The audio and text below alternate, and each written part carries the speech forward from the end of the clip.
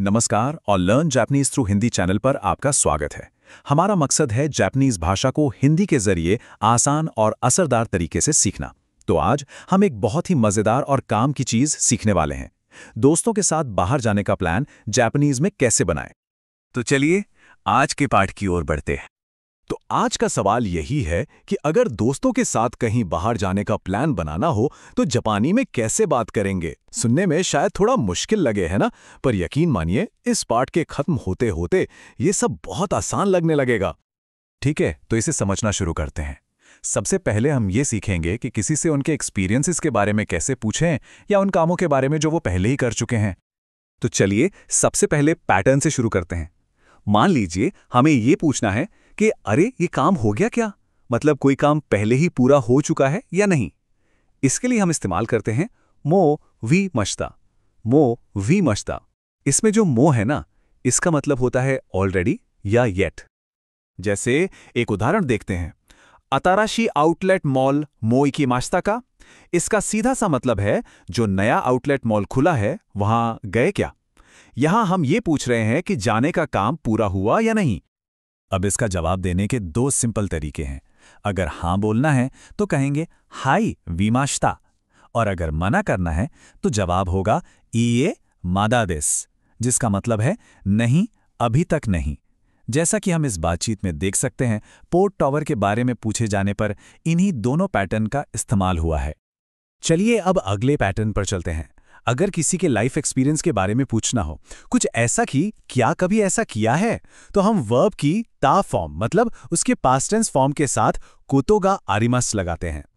मिसाल के तौर पर प्रो रेसलिंग को मिता कोतोगा आरिमसु का, इसका मतलब है क्या कभी प्रो रेसलिंग देखी है। अब देखिए यहां फर्क है, ये काम पूरा होने के बारे में नहीं है, बल्कि जिंदगी में कभी वो अनुभव हुआ है या नहीं उसके बारे में है। जरा इस बातचीत पर नजर डालिए। सवाल है, आसुको नो आजिया रेस्टोरां इत्ता कोतो आरू। ये कोतोगा आरिमास का ही एक कैजुअल मतलब अनौपचारिक रूप है, और जवाब में कहा गया हाई इचिदो आरिमास, यानी हाँ एक बार गया हूं। ठीक है, तो अब जब हमने किसी के एक्सपीरियंसेस के बारे में पूछना सीख लिया तो अगला लॉजिकल स्टेप क्या होगा। जाहिर है उन्हें अपने साथ कहीं चलने के लिए पूछना।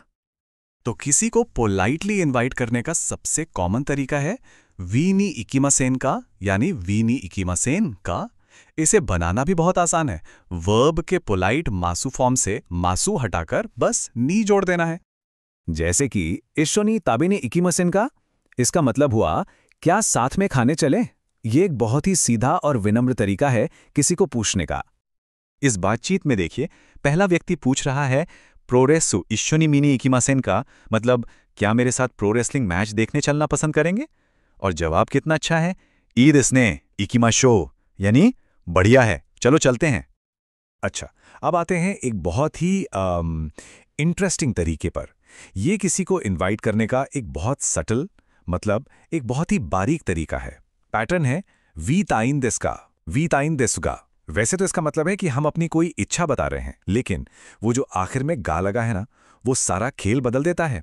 वो एक तरह का इशारा है, एक हिंट है कि हम सामने वाले से उम्मीद कर रहे हैं कि वो हमारे साथ आए। जैसे अगर कोई कहता है जॉगिंग शूज खरीदना चाहता हूं, जॉगिंग शूज खरीदना चाहता हूं, तो उसका मतलब है मुझे जॉगिंग शूज खरीदने हैं। ये डायरेक्ट इन्विटेशन नहीं है, पर यह एक इशारा है कि वो चाहते हैं कि उनका दोस्त साथ चले। देखिए इस बातचीत में ये कैसे काम करता है। कोई कह रहा है छोतो यासुमिता इंदस का, मैं थोड़ा आराम करना चाहता हूं, और दूसरा व्यक्ति इस इशारे को समझकर तुरंत एक सजेशन देता है, जा असोकनो काफे नहीं हारिमाशो, तो फिर चलो उस कैफे में चलते हैं। बहुत बढ़िया, तो अब प्लान बन चुका है। अब आखिरी स्टेप यह है कि एक्टिविटीज का सीक्वेंस तय किया जाए, मतलब पहले क्या करना है और बाद में क्या। इसके लिए हम इस्तेमाल करते हैं एन नो मायने, एन नो मायने, जिसका मतलब है एन से पहले, और एन नो आतोदे, एन नो आतोदे, जिसका मतलब है एन के बाद। इससे हमारा पूरा प्लान एकदम क्रिस्टल क्लियर हो जाता है। ये तो बहुत ही आसान है। शोकुजी नो मायनी का मतलब है खाने से पहले, और काइमोनो नो आतोदे का मतलब है शॉपिंग के बाद। सिंपल। चलिए कुछ पूरे वाक्यों में इसे देखते हैं। एगा नो मायनी काफे दे ओचाओ शिमाशो, मूवी से पहले चलो कैफे में चाय पीते हैं। या फिर शिगोतो नो आतो दे मिन्ना दे बॉलिंग उनी की मसिन का, काम के बाद हम सब बॉलिंग के लिए चलें क्या? तो चलिए फटाफट से एक छोटा सा रिकैप कर लेते हैं और कुछ जरूरी शब्दों को दोहरा लेते हैं ताकि जो भी सीखा है वो अच्छी तरह से याद हो जाए। ये हैं आज के पाठ के कुछ जरूरी शब्द।